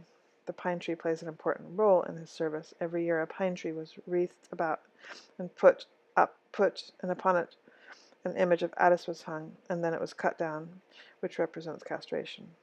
The blood, which spurted to the earth, was transformed into budding violets. Sibyl now took this pine tree, bore it into her cavern, and there wept over it, Pieta. The chthonic mother took her son with her into the cavern, namely into the womb, or according to another version, Attis was transformed into a pine tree. The tree here has an essentially phallic meaning. On the contrary, the attaching of the image of Attis to the tree refers to the maternal meaning, to be attached to the mother. In Ovid Metamorphosis, Book 10, the pine tree is spoken of as follows: "Grata deam materi si quidam sibilis Attis, exiat hoc hominem trocoque induriat ilio." Translation: "Beloved of the mother of the gods, inasmuch as Sibyl Attis sheds his human shape in this way and stiffens into the tree trunk." The transformation into the pine tree is evidently a burial in the mother, just as Osiris was overgrown by the heather. Upon the Attis bas-relief of Koblenz, Attis appears growing out of the tree, which is interpreted by Mannhardt as the life principle of vegetation inherent in the tree. It is probably a tree birth, just as Mithra relief of Hederham. As Firmicus observes, in the Isis and Osiris cult, and also in the cult of the Virgin Persephone, tree and image play a role. Footnote. So, Firmicus. Anyway, Dionysus has the surname Dendrites, and in Boeotia he is said to have been called En Dendros, meaning in a tree. At the birth of Dionysus, Megaira planted the pine tree on the Kithaeron. The Penthesmith bound up with the Dionysus legend furnishes the remarkable and supplementary counterpart to the death of Attis and the subsequent lamentation. Pentheus, footnote, Pentheus as a hero and with a serpent nature, his father was Actaeon the adder. So Pentheus, curious to espy the orgies of the Maenads, climbed into a pine tree, but he was observed by his mother, and the Maenads cut down the tree, and Pentheus, taken for an animal, was torn by them in a frenzy. Footnote, the typical sacrificial death in the Dionysus cult. His own mother being the first to rush upon him. In this myth, the phallic meaning of the tree, cutting down castration, and its maternal significance mounting in the sacrificial death of the son, is present. At the same time, the supplementary counterpart of the Pieta is apparent, the terrible mother. The feast of Attis was celebrated as a lamentation, and then as a joy in the spring, Good Friday and Easter. The priests of Attis Sibyl worship were often eunuchs, and were called Galloi. Footnote, in the festival processions they wore women's clothes. The Archelagas were called Attis or Attis. Footnote. In Bithyia, Attis was called Papas, Papa or Pope, and Sibyl, Ma. In the early Asiatic religions of this mother goddess, there existed fish worship and prohibition against fish as food for the priests. In the Christian religion, it is noteworthy that the son of Atargatis, identified with Astarte Sibyl, is called Ixthus, symbolic. Therefore, the anagram of the name Ai Soye Krixtos Thuoi, and then Giois Southre is Ixoye. Okay, end of that footnote. So instead of the animal castration, the priests merely scratched their arms until they bled. Arm in place of phallus, the twisting of arms. A similar symbolism of the sacrificial impulse is met in the mythic religion, where essential parts of the mysteries consist in the catching and subduing of the bull. A parallel figure to Mithra is the primitive man Geomand. He was created together with his bull, and the two lived for 6,000 years in a blissful state. But when the world came into the cycle of the seventh sign of the zodiac, Libra, the evil principle entered. Libra is astrologically the so-called positive domicile of Venus. The evil principle, therefore, came under the dominion of the goddess of love, destruction of the sun hero through the mother, wife, snake, whore, etc. As a result, after 30 years, Geomard and his bull died. The trials of Zarathustra lasted also 30 years. Compare the span of Christ's life. 55 species of grain came from the dead bull, 12 kinds of salubrious plants, etc. The sperma of the bull entered into the moon for purification, but the sperma of Geomard entered into the sun. This circumstance possibly suggests a rather feminine meaning of bull. Gosh or Vakpa is the soul of the bull and was worshipped as a female divinity. She would not, at first, from defiance, become the goddess of the herds until the coming of Zarathustra was announced to her as a consolation. This has its parallel in the Hindu Purana, where the coming of Krishna was promised the earth, a complete analogy to Christ. She too travels in her chariot like Arvikura, the goddess of love. The soul of the bull is, therefore, decidedly feminine. The myth of Geomard repeats only in an altered form the primitive conception of the closed ring of a male-female divinity, self-begetting and forth-bringing. Like the sacrificial bull, the fire, the sacrifice of which we have already discussed in Chapter 3, has a feminine nature among the Chinese. According to the commentaries of the philosopher Zhuangzi, quote, The spirit of the hearth is called Ki. He is clad in bright red, which resembles fire, and appears as a lovely, attractive maiden. In the Book of Rites it is said, quote, "Wood is burned in the flames for the spirit of Ao. This sacrifice to Ao is a sacrifice to old departed woman." Unquote. These spirits of the hearth and fire are the souls of departed cooks and therefore called old women. The kitchen god develops from the pre-Buddhist tradition and becomes the latter, male sex, the ruler of the family and the mediator between family and God. Thus the old feminine fire spirit becomes a species of logos.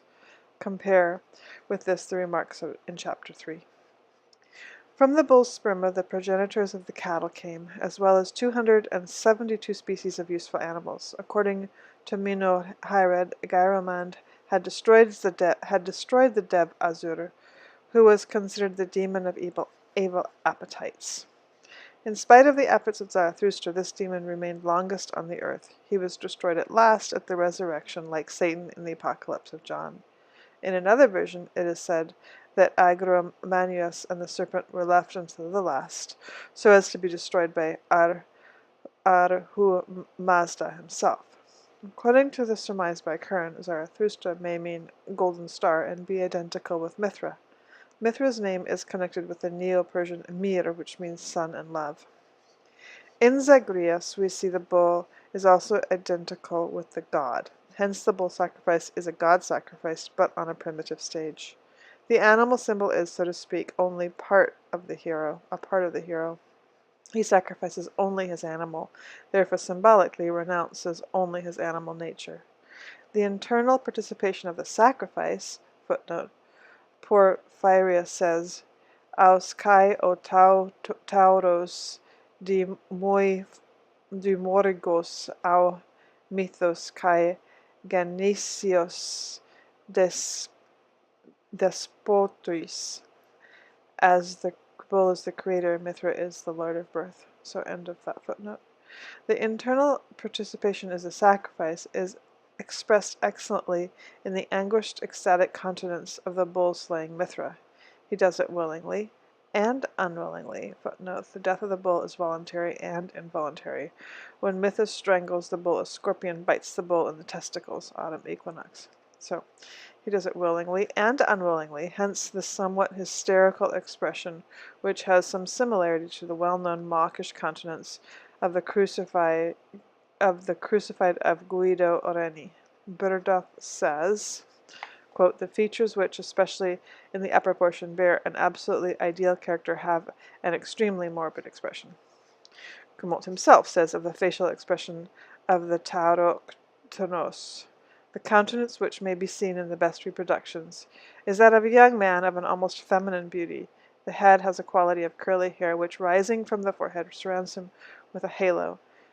The head is slightly tilted backwards so that the glance is directed towards the heavens, and the contradiction of the brows and the lips gives a strange expression of sorrow in his face." Footnotes. In another place, Kermont speaks of the sorrowful and almost morbid grace of the features of the hero. End footnote. The Ostian head of Mithra Tauroctonos, illustrated in Cumont, has indeed an expression which we recognize in our patients as one of sentimental resignation. Sentimentality is repressed brutality. Hence the exceedingly sentimental pose, which has its counterpart in the symbolism of the shepherd and the lamb of contemporaneous Christianity, with the addition of infantilism. Footnote: infantilism is merely the result of the much deeper state of introversion of the Christian in contrast with other religions. End of footnote. Meanwhile, it is only his animal nature which the god sacrifices, that is to say, his sexuality. Footnote: the libido nature of the sacrificed is unquestionable. In Persia, a ram helped the first people to the first sin, cohabitation. It is also the first animal which they sacrificed.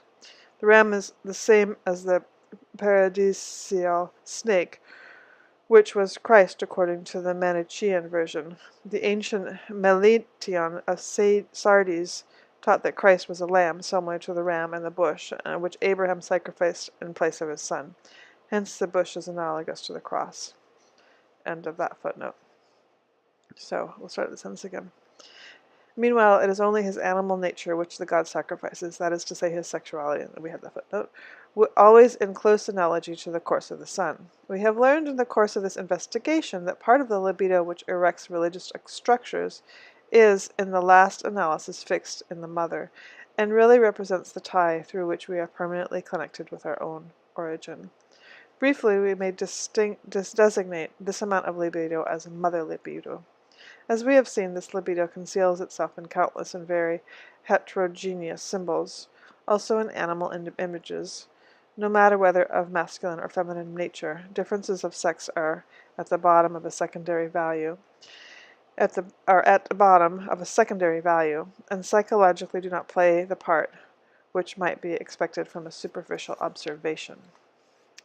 The animal sacrifice of the maiden to the dragon probably represented the most ideal symbolic situation. In order to pacify the anger of the terrible mother, the most beautiful woman was sacrificed as a symbol of man's libido. Less vivid examples are the sacrifice of the firstborn and various valuable domestic animals. A second ideal is the case of self-castration in the service of the mother, Dea Syria, etc. A less obvious form of which is circumcision. By that, at least only one portion is sacrificed. Footnote. See above, blood bridegroom of the mother. From Joshua v. 2, we learn that Joshua again instituted the circumcision and redemption of the firstborn. Quote, with this he must have substituted for the sacrifice of the child, which earlier it was custom to offer up to Jehovah the sacrifice of the male foreskin. End of footnote. With these sacrifices, the object of which in ideal cases is to symbolize the libido drawing away from the mother, life is symbolically renounced in order to regain it. By the sacrifice, man ransoms himself from the fear of death and reconciles the destroying mother. In these latter religions, where the hero, who in olden times overcomes all evil and death through his labors, has become the divine chief figure, he becomes the priestly sacrificer and regenerator of life. But as the hero is an imaginary figure and his sacrifice is a transcendental mystery, the significance of which far exceeds the value of ordinary sacrificial gifts, this deepening of the sacrificial symbolism regressively resumes the idea of a human sacrifice. This is partly due to the preponderance of fantastic additions, which always take their subject matter from greater depths, and partly due to the higher religious occupation of the libido, which demanded a more complete and equivalent expression. Thus the relation between Mithra and the bull is very close. It is the hero himself in the Christian mysteries who sacrifices himself violently. The hero, as we have sufficiently shown, is the infantile personality longing for the mother, who as Mithra sacrifices the wish, the libido, and as Christ gave himself to death both willingly and unwillingly. Upon the monuments of the Mithric religion we often meet a strange symbol, a crater, a mixing bowl, encoiled by a serpent, encircled by a serpent, not a snake, a serpent, sometimes with a lion, who was an antagonist opposite the serpent. Footnote. See Kumul's anyway. End footnote. It appears as if the two were fighting for the crater. The crater symbolizes, as we have seen, the mother, the serpent, the resistance defending her, the lion, the greatest strength and strongest will. Footnote. The zodiac signs of the sun's greatest heat. End of footnote. The struggle is for the mother. The serpent takes part almost regularly in the mythic sacrifice of the bull, moving towards the blood flowing from the wound. It seems to follow that from that the life of the bull, blood is sacrificed to the serpent. Previously, we have pointed out that the mutual relationship between serpent and bull, and found that the bull symbolized the living hero, the shining sun, but that the serpent symbolized the dead, buried, and chthonic hero, the invisible sun. As the hero is in the mother in the state of death, the serpent is also, as a symbol of fear and death, the sign of the devouring mother. The sacrifice of the bull to the serpent, therefore, signifies a willing renunciation of life in order to win it from death. Therefore, after the sacrifice of the bull, wonderful fertility arises. The antagonism between the serpent and the lion over the crater is to be interpreted as a battle over the fruitful mother's womb, somewhat compared to the more simple symbolism of the Trishtiria song, where the demon Aposha, the black horse, has possessed has possession of the rain lake, and the white horse, Tishtiria, must banish him from it. Death from time to time lays its destroying hands upon life and fertility, and the libido disappears by entering into the mother, from whose womb it will be born renewed. It therefore seems very probable that the significance of the Mithric bull sacrifice is also that of the sacrifice of the mother who sends fear of death. As the contrary of the Odic moriturus is also indicated here, so is the act of sacrifice an impregnation of the mother. The Cathronic snake demon drinks the blood, that is to say, the libido, sperma, of the hero committing incest. Life is thus immortalized for the hero because, like the sun, he generates himself anew. After all the preceding materials, it can no longer be difficult to recognize in the Christian mysteries the human sacrifice, or the sacrifice of the son to the mother. Footnote: this solution apparently concerns only dogmatic symbolism. I merely intimate that this sacrificial death was related to a festival of vegetation or of spring, from which the religious legend originated. The folk customs contained in various these same fundamental thoughts. End of footnote. Just as Attis emasculates himself on account of his mother, so does Christ hang himself upon the tree of life. Footnote. A similar death is that of Prometheus. He was chained in a rock. In another version, his chains were drawn through a pillar, which hints at enchantment of a tree. That punishment was his which Christ took upon himself willingly. The fate of Prometheus therefore recalls the misfortune of Theseus and Parathous, who remained bound to the rock, the Cathronic mother. According to Athenaeus, Jupiter commanded Prometheus, after he had freed himself, to wear a willow crown and an iron ring, by which his lack of freedom and slavery was symbolically represented. Phoronius, who in Argos was worshipped as a bringer of fire, was the son of Melia the ash, therefore tree enchained. Robertson compares the crown of Prometheus to the crown of thorns of Christ. The devout carry crowns in honor of Prometheus in order to represent the captivity. Evangelical myths. In this connection, therefore, the crown means the same as the betrothal ring.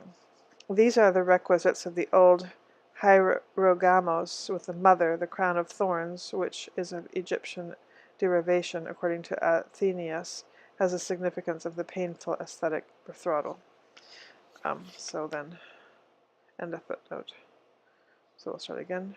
Just as Attis emasculates himself on account of the mother, so does Christ hang himself from the tree of life, and we have that footnote, the wood of martyrdom, the Hecate, or the Hecate, the Cathronic mother, and by that redeems creation from death.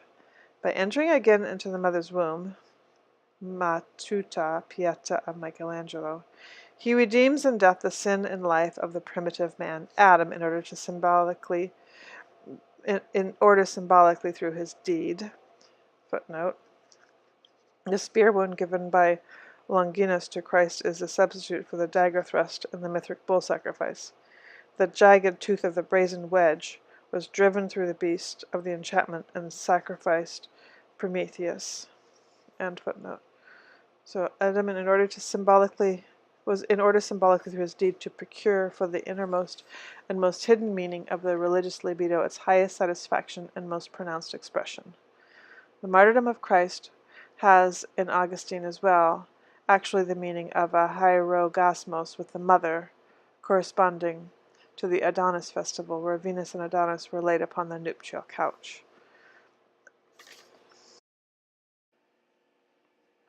Procidit Christanus quasi sponsus de thalamo suo, praesegeo naptarium exiit ad campum saeculi. Pervenit usque ad crucis torum. Taurus has the meaning of bed, pillow, concubine, bier. Et ibi firmavit ascendendo conjunctium.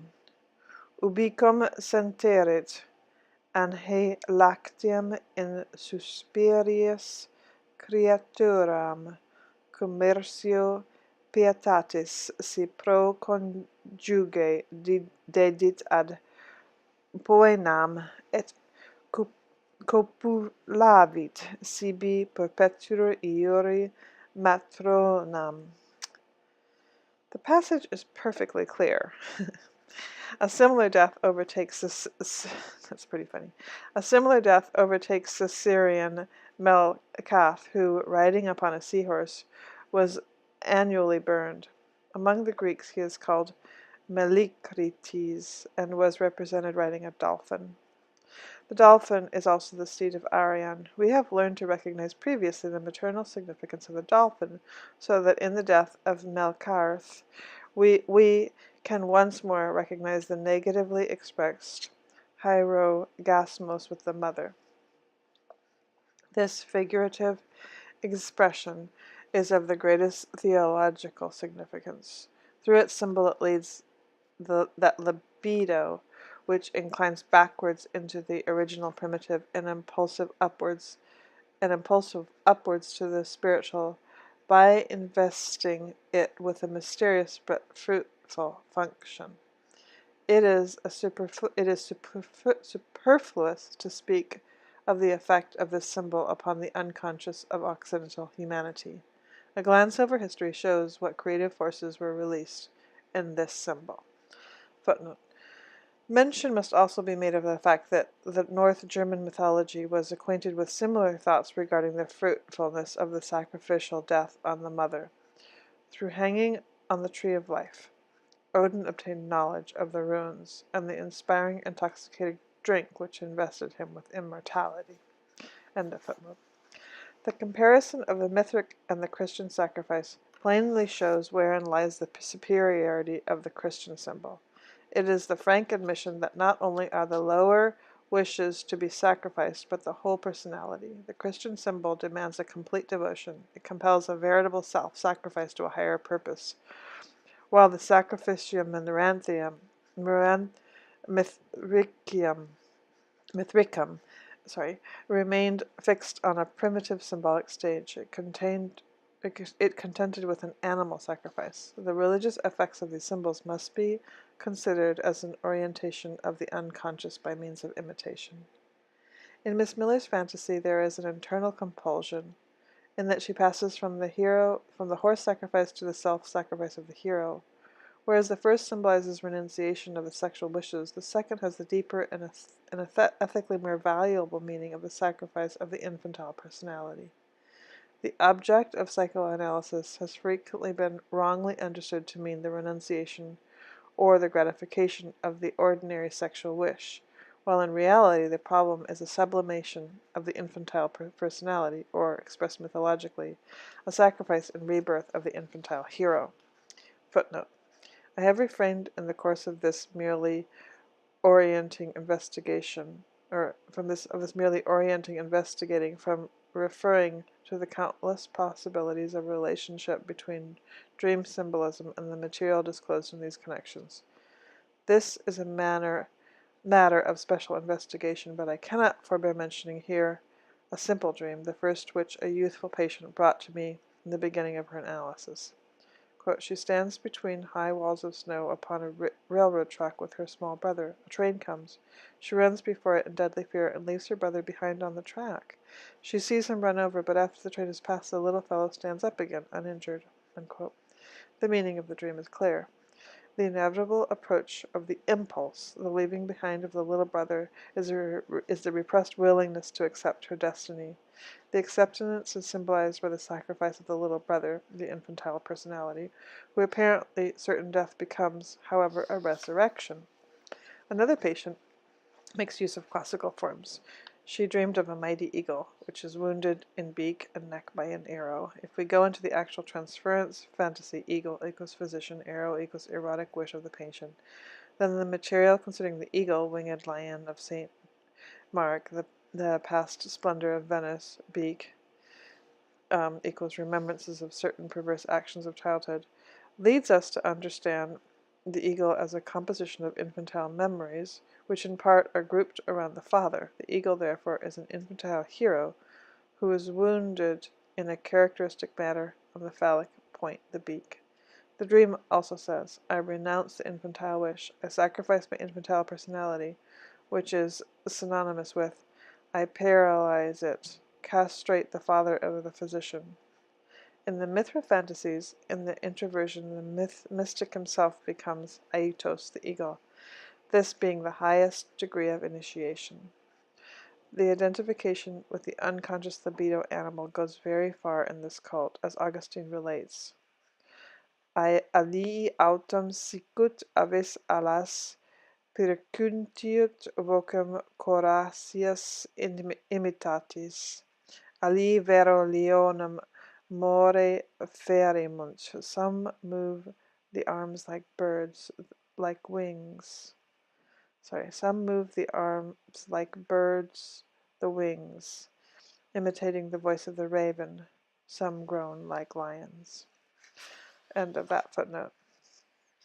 In the Christian mysteries, however, the resurrected one becomes a supermundane spirit, and the invisible kingdom of God, with its mysterious gifts, are obtained by his believers through the sacrifice of himself on the mother. In psychoanalysis, the infant personality is deprived of its libido fixation in a rational manner. The libido, which is thus set free, serves for the building up of a personality matured and adapted to reality, who does willingly and without complaint everything required by necessity. It is, so to speak, the chief endeavor of the infantile personality to struggle against all necessities and to create coercions for itself where none exist in reality. The serpent as an instrument of sacrifice has already been abundantly illustrated. Legend of Saint Sylvester, Trial of the Virgins, Wounding of Ray, and Philoctetes' symbolism of the lance and arrow. It is the destroying knife, but, according to the principle of oxidimortiurus, also the phallus, the sacrificial act representing a coitus act as well. Footnote. Miss Miller's snake is green. The snake of my parent is also green. Of my patient is also green. In Psychology of Dementia Precox, page 161, she says, quote, Then a little green snake came into my mouth. It had the finest, loveliest sense, as if it had human understanding. It wanted to say something to me, almost as if it wished to kiss me. End quote. Spielrein's patient says of the snake, quote, It is an animal of God, which has such wonderful colors, green, blue, and white. The rattlesnake is green. It is very dangerous. The snake can have a human mind. It can have a God's judgment. It is a friend of children. It will save those children who are necessary for the preservation of human life. Quote, end quote. Here the phallic meaning is unmistakable. The snake as the transformed prince in the fairy tale has the same meaning. So, see Ricklin, wish fulfillment and symbolism in fairy tales. End of that footnote. The religious significance of the serpent as a cave-dwelling chthonic animal points to a further thought, namely to the creeping into the mother's womb in the form of a serpent. Footnote. A patient has a fantasy that she was a serpent which coiled around the mother and finally crept into her. End footnote. As the horse is the brother, so the serpent is the sister of Chiwantopao. This close relation refers to a fellowship of these animals and their characters with the hero. We know of the horse that, as a rule, he is not an animal of fear, although mythologically he at times has this meaning. He signifies much more than the living, positive part of the libido, striving towards continual renewal, whereas the serpent, as a rule, represents fear and the fear of death. Footnote. The serpent of Epidaurus is, in contrast, endowed with healing power. End of footnote. So, in the fear of death, and it is thought of as the antithesis of the phallus. So, I'll pause here, because there's a picture here of a statue. It's Priapus with the snake, and it's Priapus the man.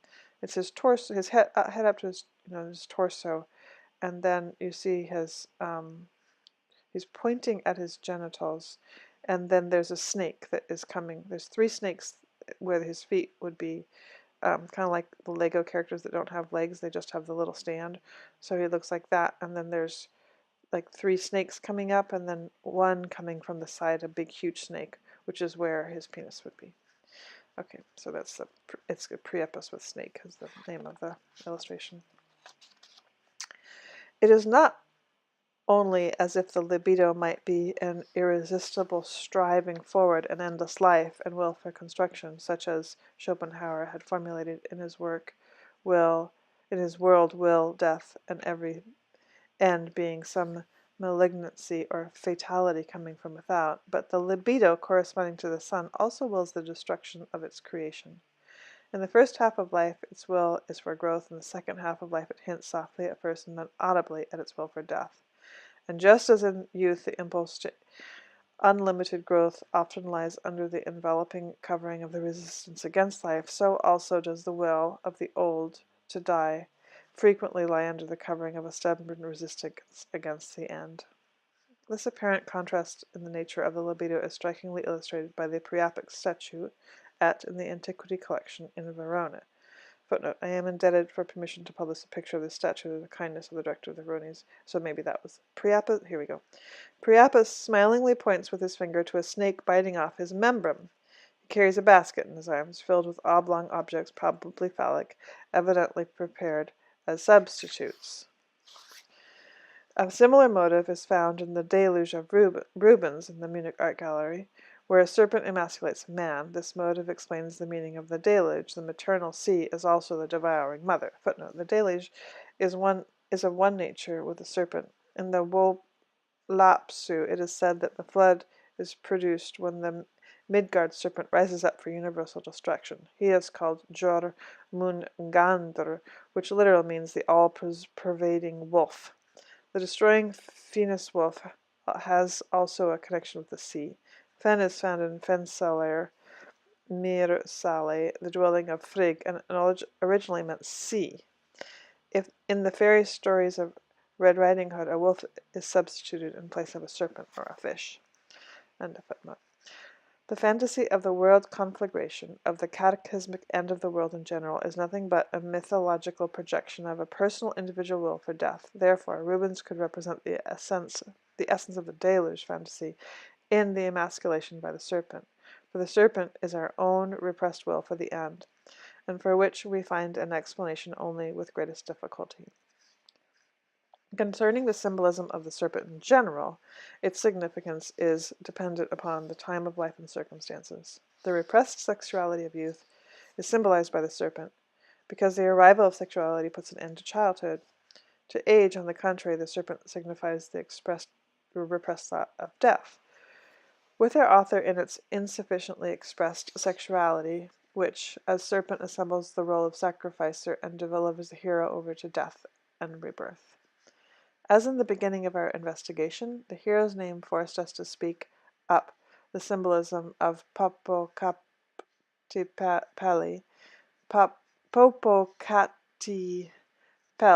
sorry about that, as belonging to the creating part of the human body.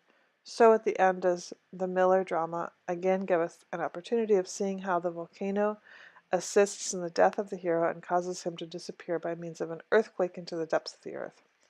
As the volcano gave birth and name to the hero, so at the end of the day it devours him again.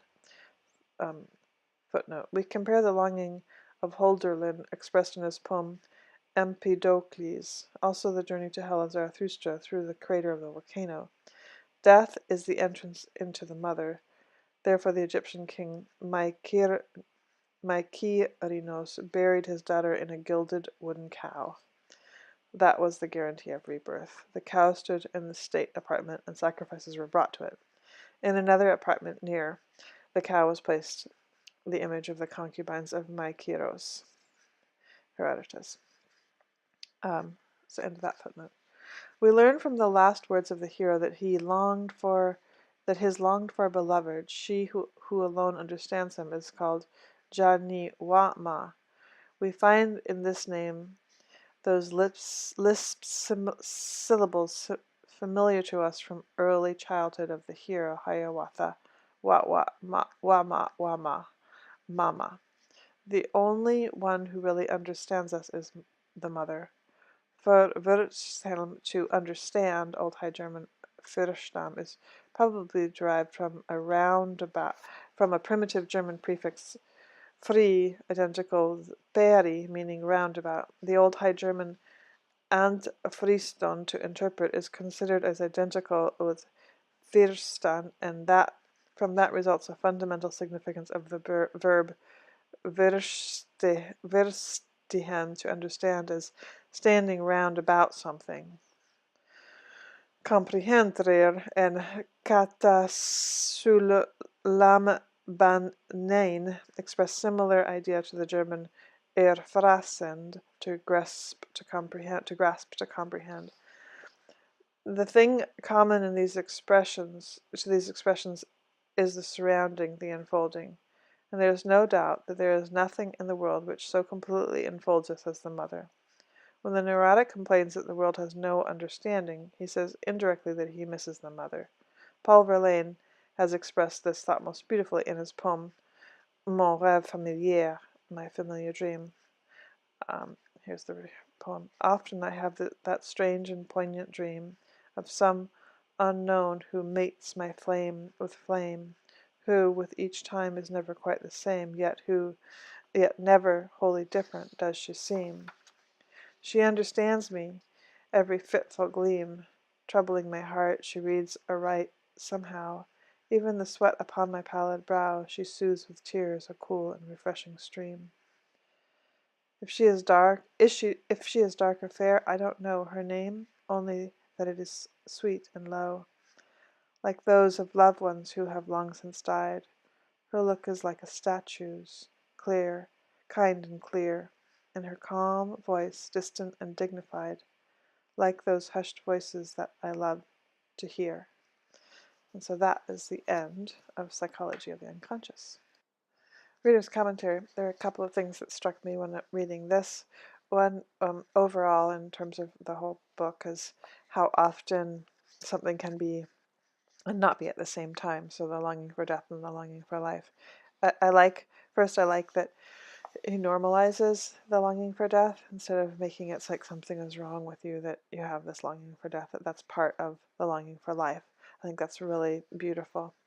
The other thing is just how often reading this was like being in a dream. It's all kind of flows backwards and forwards at the same time, and things mean something.